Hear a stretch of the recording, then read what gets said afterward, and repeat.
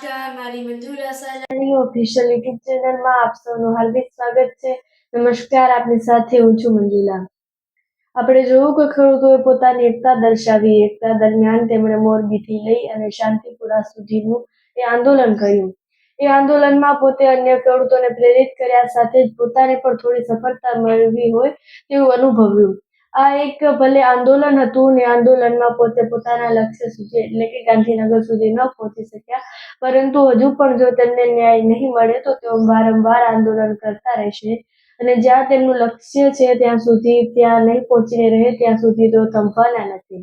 જ્યાં સુધી આનો અંત નહીં આવે, જ્યાં સુધી તેમને ન્યાય નહીં મળે ત્યાં સુધી તેઓ વારંવાર આંદોલનો કરતા રહેશે.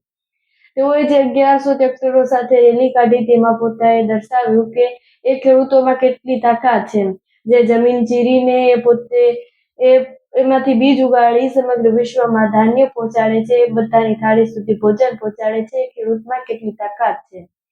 તેઓએ પણ પ્રકાશ વરમોરાને એ કહ્યું કે તેમને આવો ન્યાય ક્યારે મળશે. પ્રકાશ વરમોરાને પણ તેઓએ મોરબીમાં ત્યાં તેમની સાથે ખૂબ ઉગ્ર વાતચીત કરી હતી.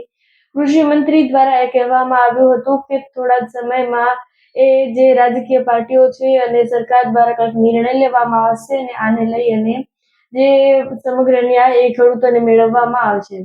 સાથે ખેડૂતોનો પણ એવું કહેવું છે કે તમે અમારી જમીનમાં ભલે વીજના થાંભલા નાખો, પરંતુ તેમાંથી જે તેમને જે વળતર મળવાનું હોય તે વળતર નથી મળી રહ્યું. કાં તો અમને વળતર આપો અથવા તો આ કામને કેન્સલ કરો, કારણ કે તેમની જે જમીન છે, ખેતીલાયક જમીન છે, તેમાં થાંભલાઓ નાખવામાં આવે છે.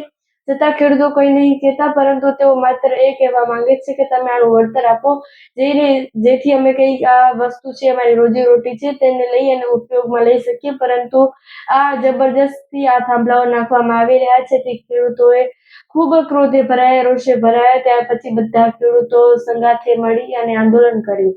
સાથે જ અન્ય કેટલીક બબાલો પણ થઈ રહી છે અને ખેડૂતો પોતે હવે ખૂબ ક્રોધિત થઈ રહ્યા છે કે હવે અમે ન્યાય મેળવીને જ રહીશું અને સરકારની આંખો ઉઘાડીને જ રહીશું કે ખેડૂતોમાં કેટલી તાકાત છે.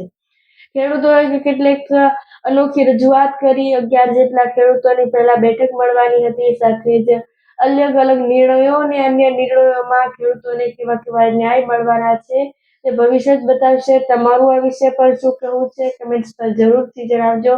સાથે જ મારી Manjula Salani official YouTube channel પર આવ્યા છો તો સબસ્ક્રાઇબ કરીને જજો. નમસ્કાર. Thanks for watching my video.